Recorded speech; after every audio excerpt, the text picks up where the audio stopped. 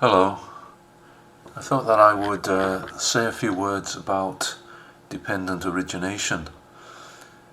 For a long time I never paid a lot of notice to the Buddha's teachings on dependent origination. Seemed very dry, a lot of links in a chain that were perhaps didn't immediately seem to produce the idea of enlightenment to one.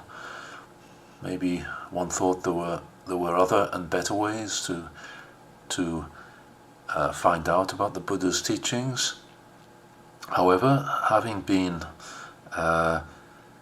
studied the Buddha's teachings now for a long time, I see that dependent origination really has everything in it. And it's fascinating how most teachings can be fitted into the links of dependent origination at one point or another. So maybe to begin with we can consider the links in the chain. Now, according to the Buddha, it's this chain of links that binds one to samsara, to the conditioned realm, and it all begins with ignorance, or avijja in Pali. So avijja means that we make the initial error of taking the conditioned world to be the unconditioned. That's our first mistake, and it's the essential one that binds us to the wheel of samsara, binds us to the conditioned world. So after this step, everything is going the wrong way, we can say. After avijja then comes the second link in the chain, sankhara, which is conditioned reality. So avijja, ignorance, leads to the conditioned world. It doesn't lead to the unconditioned. It doesn't lead to Nibbana. So we're going in the wrong direction. We're in the world of samsara. The next link in the chain is vijnana, or sense consciousness. Now, it might be interesting to talk about the difference a little bit between sense consciousness and sampajanya, which is pure consciousness, pure conscious awareness. Sense consciousness obviously is connected to the samsaric realm of conditioned things. It's conditioned consciousness. So it's interesting that in this chain of links, consciousness comes between body and form. Body and form is the next link in the chain, nama rupa, so name and form, body and mind rather. So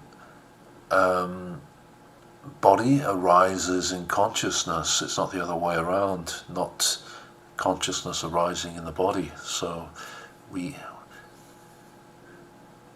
first of all, we have a consciousness, and then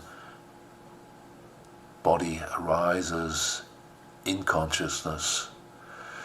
So after nama rupa, we have the ayatana, the six sense bases of seeing, hearing, touching, tasting, hearing, feeling, thinking, and at this point there comes contact, or pasa. So you need to have the sense base and the organ, like eyes to see, and then you need the object of consciousness as well. So all these three things need to come together to make pasa, or contact.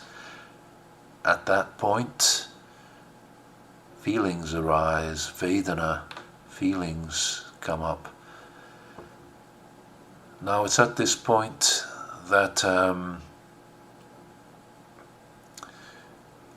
an effort must be made to not cling or crave the objects of consciousness. So it's at this point that we can do the work from which wisdom will arise, and eventually we can break the chain of ignorance at the first link, avijja. So this is a very important one if one is trying to practice to exit from samsara. Then this is the point at which one needs to do the work. It's where one prevents the craving and the clinging that leads to the cyclic existence within samsara. However, most of us can't really prevent moving on to the craving and the clinging, so the next link in the chain is craving, tanha, and after that comes clinging, upadana. After clinging, there comes bhava, the process of becoming, and that leads to jati, birth. Every instance of craving or clinging is a little birth, and then there are big births when one dies and is born again. But it's just a process of death and birth, really, in the samsaric realm. And that's jati, so one is born again, or every moment is born again in terms of clinging in this case.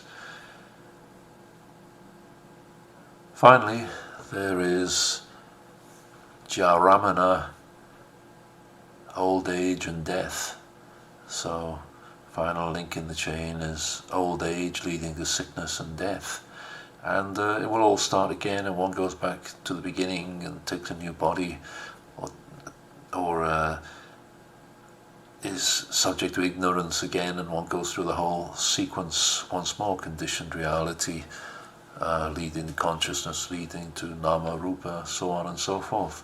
So I hope it's a little bit clear how this teaching really includes everything that the Buddha had to say, and the work of the practitioner is to break the links in the chain, really, or break the link in the chain, particularly between the arising of feeling, vedana, and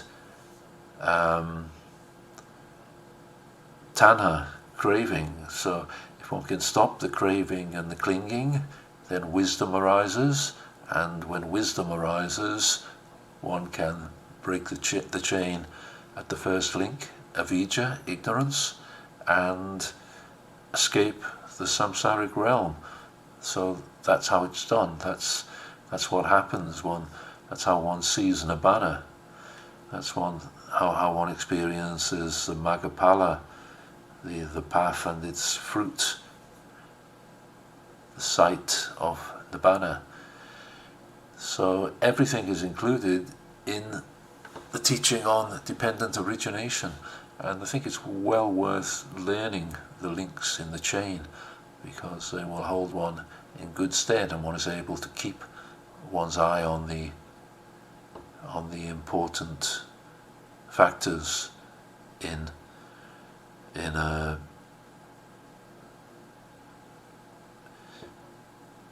chain, and the weak points in the chain where